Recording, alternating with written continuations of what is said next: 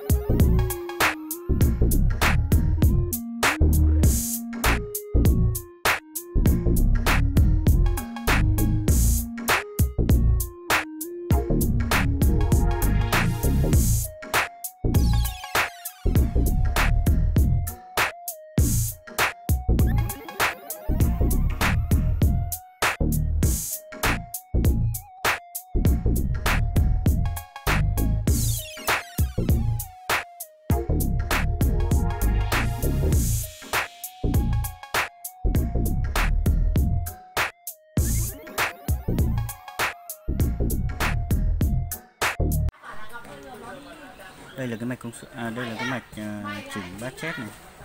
Đấy thì sẽ có 3 đường. Đây là đường dương này, âm và đường tín hiệu vào cho 3 dây. Đây là mát này. Đây là đường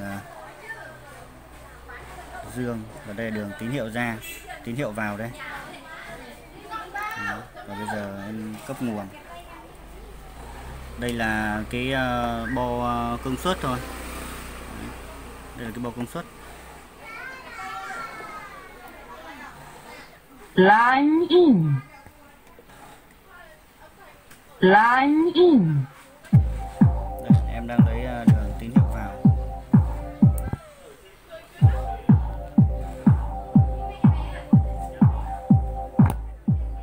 Đây là chế độ mà nguyên trầm. Tăng lên.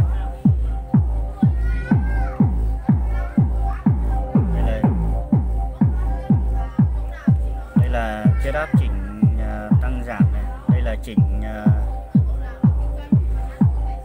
tiếng nhỏ tiếng to. Và đây là chiết áp. Đây là chỉnh tiếng toàn.